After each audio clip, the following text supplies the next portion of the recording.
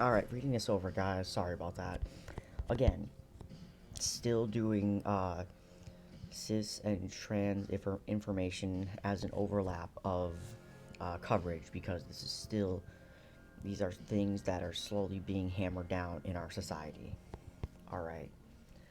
Now the Supreme Court has overturned Roe, abortion will remain legal in Minnesota. The state's highest court has recognized the right to abortion under the Minnesota Constitution. And in 2023, the state created the statutory right to reproductive freedom. Restrictions.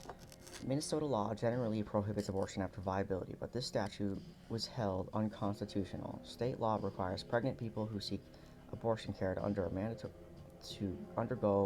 a mandatory 24-hour waiting period and bias counseling. But both requirements were permanently enjoined. State law includes permanently enjoined requirements that both parents or legal guardians be notified about a minor's abortion. Minnesota requires abortion providers to submit reports to the state. State law restricts the provision of abortion care to licensed physicians. However, this ban was permanently enjoined. Providers who violate Minnesota's abortion restrictions may face civil and criminal penalties. Minnesota's targeted regulations of abortion providers, TRAP laws, include permanently enjoined requirements related to facilities. Alright. State protections. This is supposed to be positive, but obviously it seems like it's going in order of the attitudes. Alright. Minnesota law includes constitutional protection for abortion, provides public funding for medically necessary abortions, and protects clinic access by prohibiting obstruction. On June 25, 2022, the Minnesota governor issued an executive order prohibiting executive branch cooperation with out-of-state investigations and legal actions arising from the lawful provisions of from abortion care in Minnesota. It states, quote, every individual has a fundamental right to make a decision about the individual's reproductive health care, including the fundamental right to use or refuse reproductive health care. Every individual who becomes pregnant has a fundamental right to continue the pregnancy and give birth, or obtain an abortion, and to make autonomous decisions about how to exercise this fundamental right. Alright. The law prohibits local governments from regulating this fundamental right in a more restrictive manner. Post-Roe prohibitions. Minnesota repealed its pre-Roe ban in 1974. Conclusion. Now that the Supreme Court has overturned Roe, abortion will remain legal in Minnesota. The state's highest court has recognized the right to abortion under the Minnesota Constitution. Alright.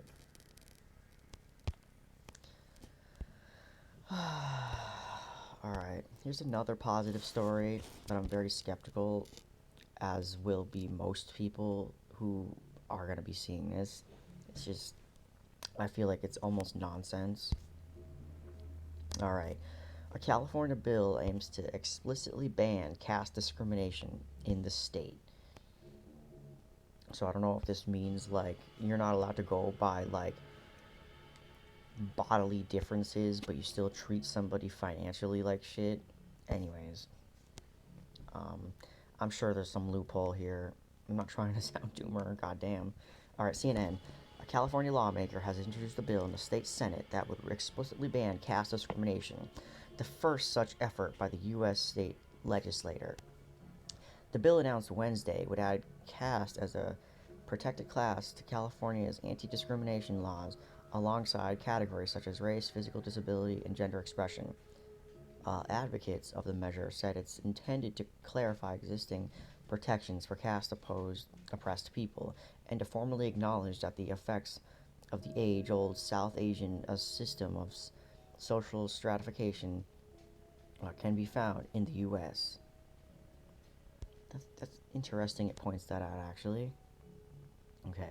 Quote, this is a civil rights bill, and this is a human rights bill, states Senator Ashia Wahab, who authored the bill, told CNN. Quote, in the United States, and specifically California, we are trying to be as inclusive as possible. The more diverse we are growing, this is one bill that is a step in the right direction. Wahab, who is Afghan American, said growing up in a Fremont opened her eyes to how caste affected lives. She said her friends whose parents came to the U.S. because they married outside their caste were no longer accepted by family members back home. Caste has also been an issue for. What the heck? Sorry about that. Caste has also been an issue for constituents in her district, which includes parts of East Bay and Silicon Valley. As South Asian immigrants have come to the U.S., the politics of caste have sometimes followed, and as South Asian immigration continues to grow, caste discrimination stands to become more of an issue. I wonder if this is just going to be the complete irony that we ban a type of people and pretend like we did a good job eliminating caste. Meanwhile, people who are associated with this culture of caste are going to be cast out and with no nuance. Now, that might not be the case, but you can see where this is going, right? I would be okay with destroying the East Asian caste system that comes to America, but I can see that we're also going to eliminate people's rights to come here if we think and fear that they just bring the caste system here, which I just that actually makes me worried. All right, sorry about that. Caste oppressed people have reported experiencing discrimination and social exclusion in the tech industry, higher education, and other sectors with high concentrations of South Asian immigrants. But because this form of bias and discrimination typically operates within South Asian communities, it isn't always understood or recognized by other Americans, leaving caste oppressed people with little recourse. Wahab said her bill would change that for workers in the state. Quote, this is a lot of people. Oh, sorry. This is a lot of old country politics, Wahab said. The majority of Americans have never understood it, heard about it, been exposed to it. Our goal is just to make sure that more people and more Americans feel safer in this country and feel heard and seen and protected. Excellent. I agree with that, at least, on its face. The caste system is a social hierarchy that places people in rigid categories at birth, those on the lowest rungs of the ladder, many of whom self identify as Dalit, can be subjected to slurs, discrimination, and even violence. Despite its origins in ancient India and Hinduism, the contemporary caste system developed under centuries of Muslim and British rule and can now be found in most South Asian countries and religious communities. And though India formally banned caste discrimination after attaining independence, caste based prejudice remains a serious problem in the country. The California bill is the latest indication of momentum around caste equity in the U.S. Seattle recently became the first U.S. city to explicitly ban caste discrimination, and several colleges and universities have adopted similar policies. California State University, the nation's largest four-year public university system, notably added caste to its anti-discrimination policy last year. Now that the bill has been introduced, it will go to the Senate Rules Committee, where it will then be assigned to a policy committee. If it makes it out of the committee stage, it will need to pass the state Senate and Assembly and be signed by the governor before it becomes law. Again, I am so skeptical on that. Caste has been a continuous issue in California.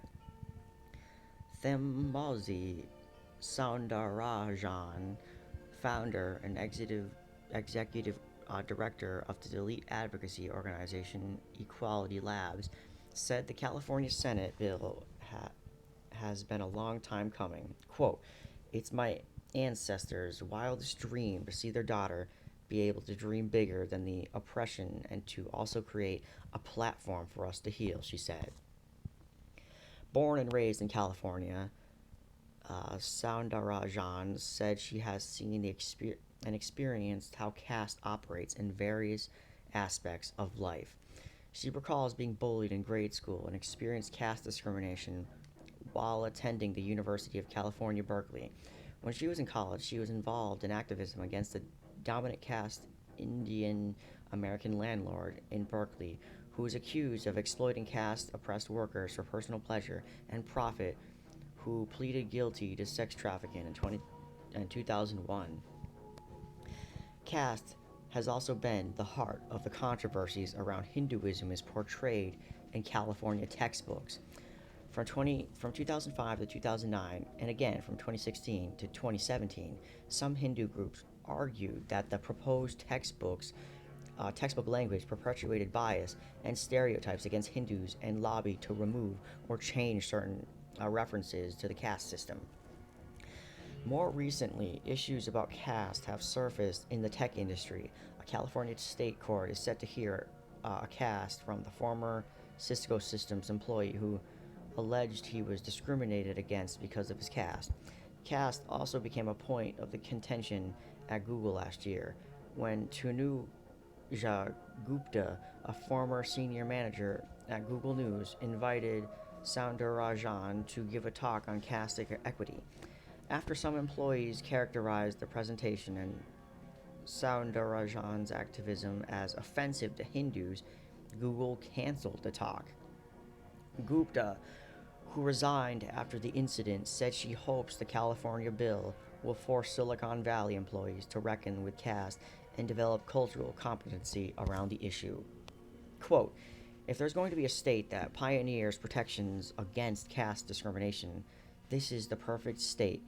And if this state can show it's possible, there's no excuse for any other state not to have protections against caste discrimination, she told CNN. Though a coalition of people across faiths and caste discrimination is supported by the bill, Soundarajan said the caste equity advocates are already bracing for opposition from some Hindu groups. Still, she's optimistic about the bill's chances of success. Quote, the bill is the most important part that we need to make explicit, she said. Once that's there, we can really begin the process of healing in our community. So, I feel like this happens all the time. With America being known for just taking in new people, there's always people who have to complain about an aspect of their life that they morally shouldn't bring over, whether that's harm or discrimination or a certain thought about their women, like keeping them in burqas or something. Now, there's women who want to wear burqas, and that's fine. That's consent, obviously, but it's a very complicated issue that we blur the line with discrimination and trying to uphold justice for people, because like if holding the middle finger was rude to women over there and that's what you do to your women, and you come to America and you do the same thing and that's considered discriminatory, again, that goes against their culture to say, hey, no, don't do that. But overall, morale would improve if these people could just understand that there's a difference between a normal cultural activity and something that is actually harmful and toxic and could spread and just be normalized. I kind of feel like this happened in Gamergate. Feminists were, complaining about like small things like video game industry stuff, like big butts and whatnot. Obviously, there's toxicity in the gaming industry and journalism, but they missed the mark by actually talking about women who come over still being treated like crap by their men from other countries. And I feel like there could have been a focus on foreign men treating their foreign women like shit. I mean, again, this is a very touchy topic, and most people, you either get it or you don't. Okay. I'll see you in the next video.